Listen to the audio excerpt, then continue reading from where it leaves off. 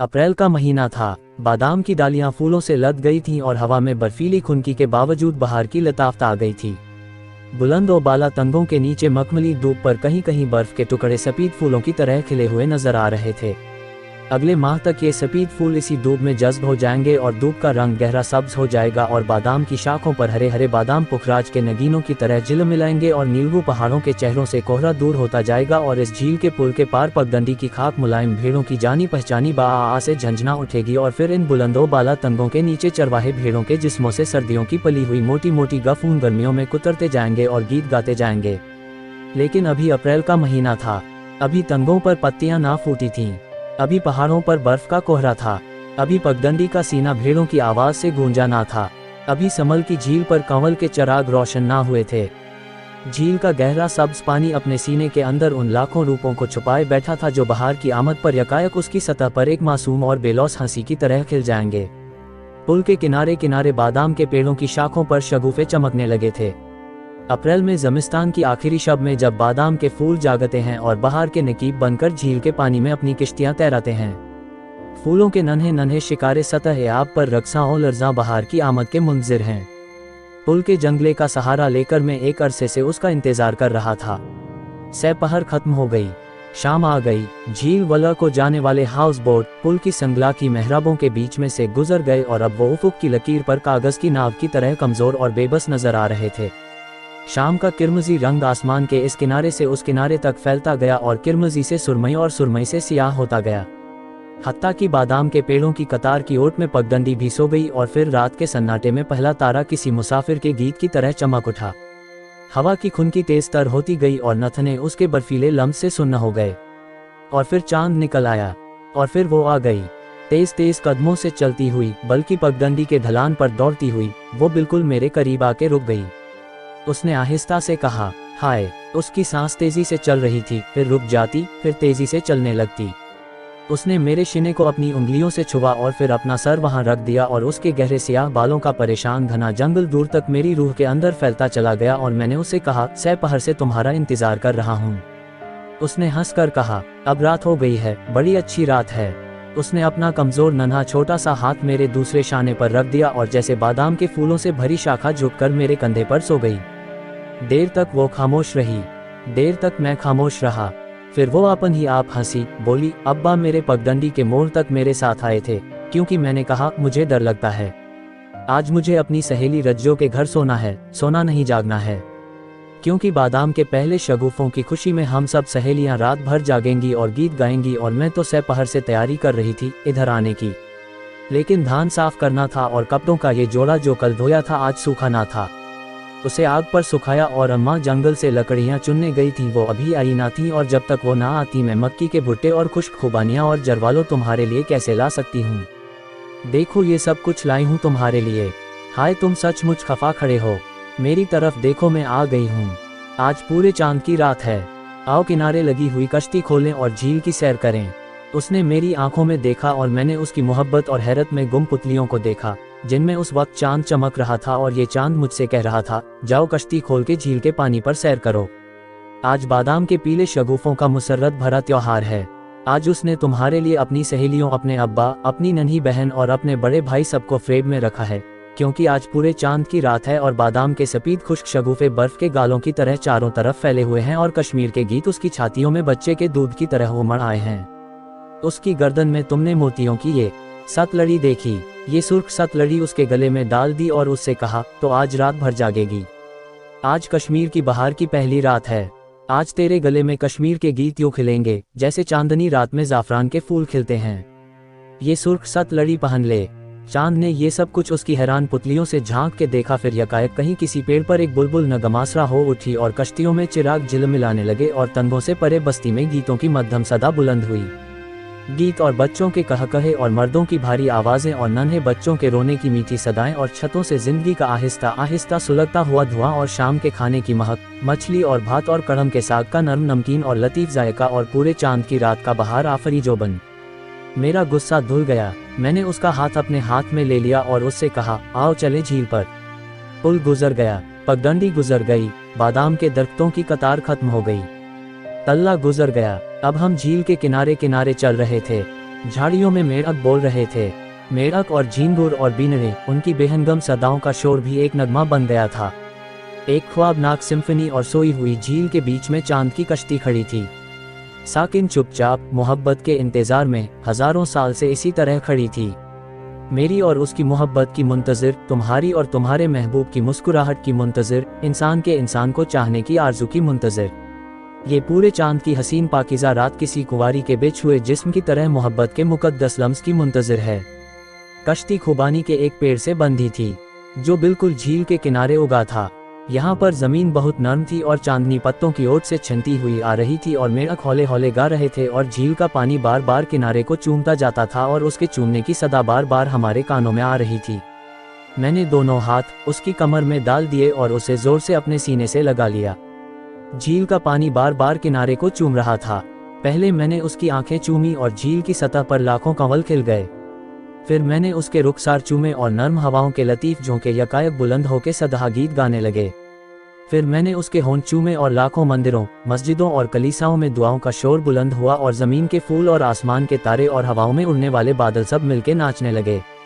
फिर मैंने उसकी ठोड़ी को चूमा और फिर उसकी गर्दन के पेचोखम को, और कंवल खिलते खिलते सिमटते गए कलियों की तरह और गीत बुलंद हो के मध्यम होते गए और नाच धीमा पड़ता पड़ता रुक गया।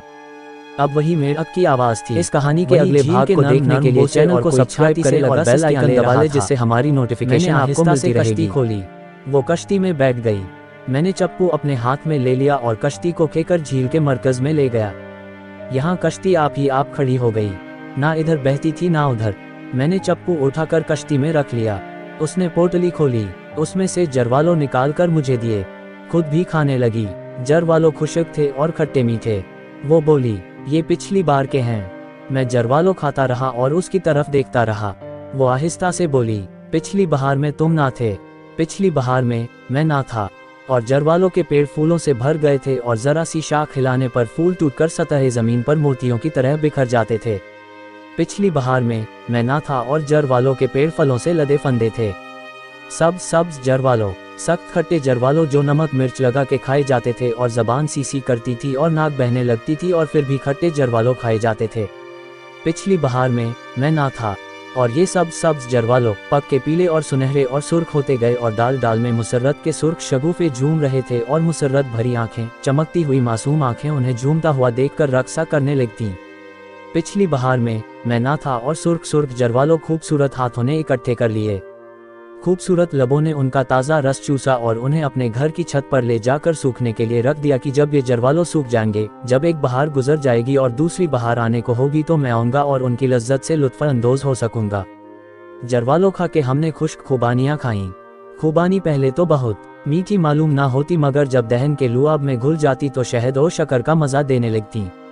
नर्म नर्म बहुत मीठी हैं ये, मैंने कहा। उसने एक गुठली को दांतों से तोड़ा और खुबानी का बीज निकाल के मुझे दिया। खाओ, बीज बादाम की तरह मीठा था। ऐसी खुबानियाँ मैंने कभी नहीं खाईं। उसने कहा, ये हमारे आंगन का पेड़ है, हमारे यहाँ खुबानी का एक ही पेड़ है, मगर इतनी बड़ी और सुर्ख और मीठी खुबानियाँ होती हैं उसकी कि मैं क्या कहूँ। जब खुबानियाँ पक जाती हैं तो मेरी सारी सहेलियाँ इकट्ठी हो जाती हैं और खुबानियाँ खिलाने को कहती हैं। पिछली बिहार में, और मैंने सोचा पिछली बिहार में मैं ना था, मगर खुबानी का पेड़ आंगन में इसी तरह खड़ा था। पिछली बिहार में वो नाजुक नाजुक पत्तों से भर गया था। फिर उनमें कच्ची खुबानियों के सब्ज और नोकीले फल लगे थे। अभी इन खुबानियों में गुठली पैदा ना हुई थी और ये कच्चे खट्टे फल दोपहर के खाने के साथ चटनी का काम देते थे।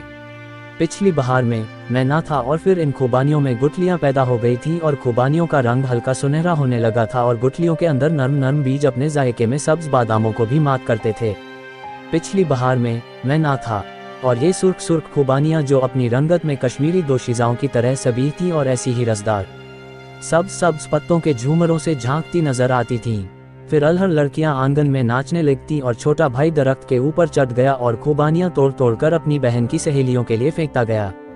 कितनी मीठी थीं वो पिछली बहार की रस भरी खुबानियां। जब मैं ना था, खुबानियां खा के उसने मकई का भुट्टा निकाला। ऐसी सौंधी सौंधी खुशबू थी, सुनहरा सेंका हुआ भुट्टा और करकरे दाने साफ शफाफ मोतियों की सी जिला लिए हुए और जायके में बेहद शीरीं। वो बोली, ये मिस्री मकई के भुट्टे हैं, बेहद मीठे। मैंने भुट्टा खाते हुए कहा। वो बोली, पिछली फसल के रखे थे घड़ों में छिपा के। अम्मा की आंख से ओझल। मैंने भुट्टा एक जगह से खाया, दानों की चंद कतारें रहने दें। फिर उसने उसी जगह से खाया और दानों की चंद कतारें मेरे लिए रहने दें, जिन्हें मैं खाने लगा। और इस तरह हम दोनों एक ही भुट्टे से खाते गए। और मैंने सोचा, ये मिस्री मकई के भुट्टे कितने मीठे हैं। ये पिछली फसल के भुट्टे, जब तू थी लेकिन मैं ना था, जब तेरे बाप ने हल चलाया था खेतों में, गोड़ी की थी, बीज बोए थे, बादलों ने पानी दिया था, जमीन ने सब्ज सब्ज रंग के छोटे छोटे पौधे उगाए थे जिनमें तूने निलाई की थी। फिर पौधे बड़े हो गए थे और उनके सरों पर सरियां निकल आई थीं और हवा में झूमने लगी थीं और तू मकई के पौधों पर हरे हरे भुट्टे देखने जाती थी। जब मैं ना था लेकिन भुट्टों के अंदर दाने पैदा हो रहे थे, दूध भरे दाने, जिनकी नाजुक जिल्द के ऊपर अगर जरा सा भी नाखून लगा जाए तो दूध बाहर निकल आता है। ऐसे नर्म व नाजुक भुट्टे इस धरती ने उगाए थे और मैं ना था। और फिर ये भुट्टे जवान और तवाना हो गए और उनका रस पुख्ता हो गया, पुख्ता और सख्त। अब नाखून लगाने से कुछ ना होता था, अपने नाखून ही के टूटने का एहतिमाल था। भुट्टों की मूंछें जो पहले पीली थीं, अब सुनहरी और आखिर में स्याही माइल होती गईं। मकई के भुट्टों का रंग जमीन की तरह भूरा होता गया।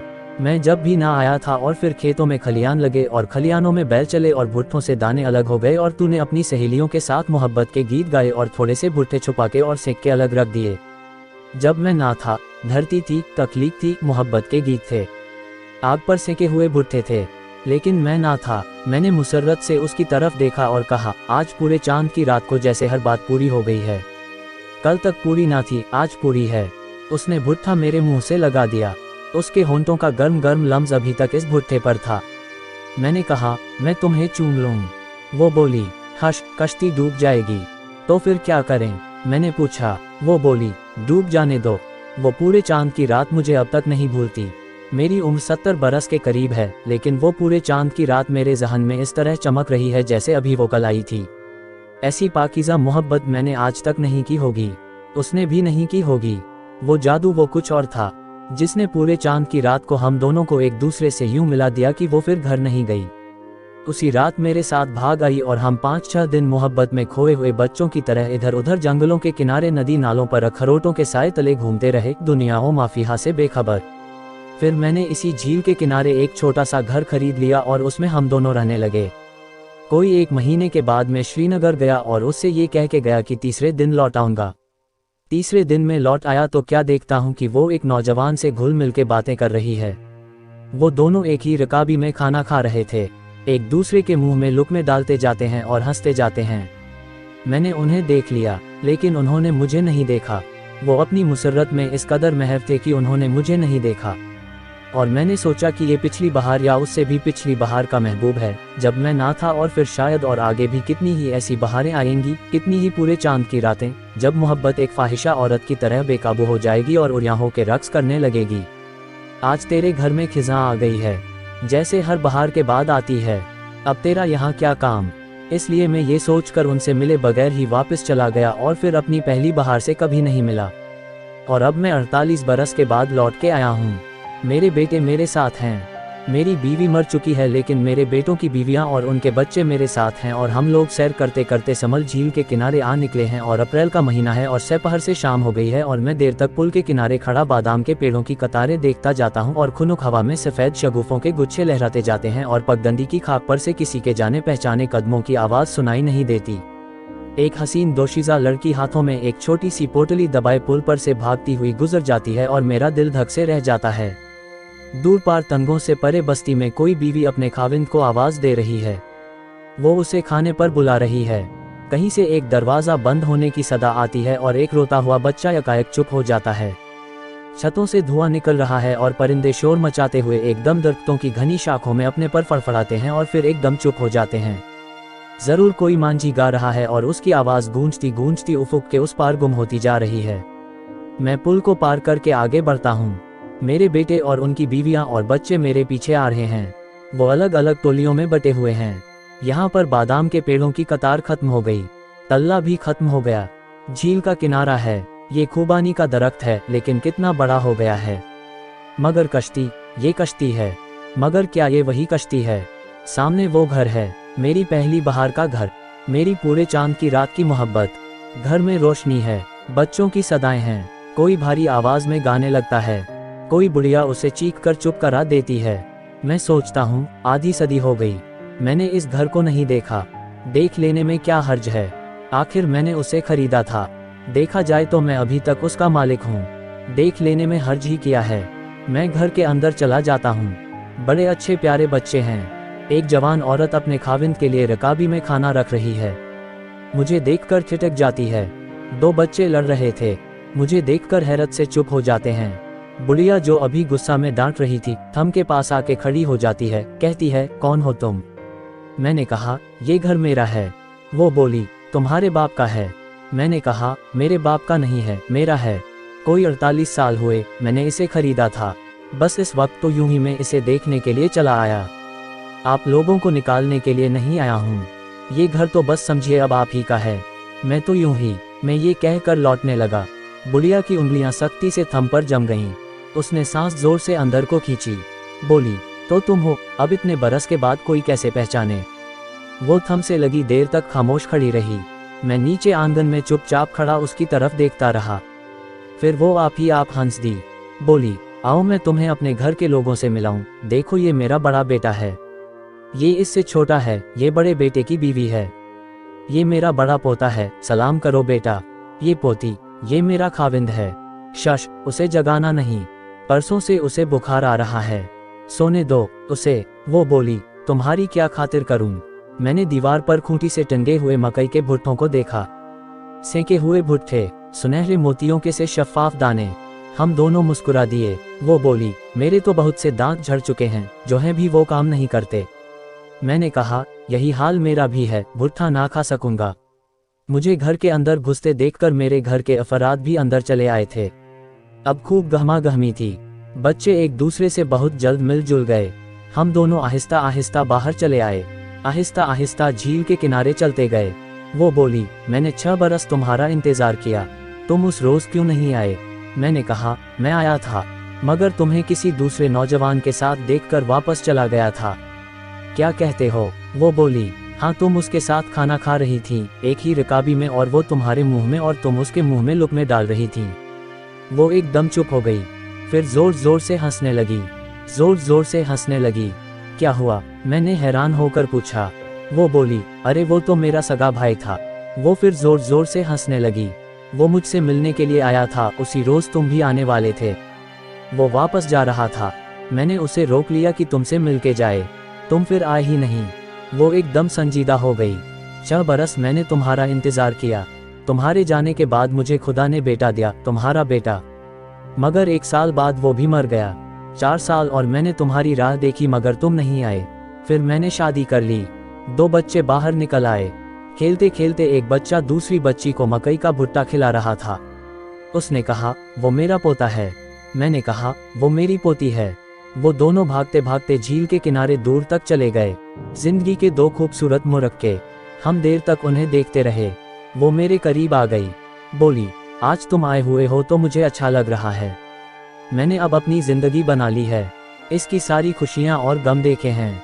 मेरा हरा भरा घर है और आज तुम भी आए हो, मुझे जरा भी बुरा नहीं लग रहा है। मैंने कहा, यही हाल मेरा है। सोचता था जिंदगी भर तुम्हें नहीं मिलूंगा, इसीलिए इतने बरस इधर कभी नहीं आया। अब आया हूं तो जरा रत्ती भर भी बुरा नहीं लग रहा। हम दोनों चुप हो गए। बच्चे खेलते खेलते हमारे पास आ गए। उसने मेरी पोती को उठा लिया, मैंने उसके पोते को, उसने मेरी पोती को चूमा, मैंने उसके पोते को, और हम दोनों खुशी से एक दूसरे को देखने लगे।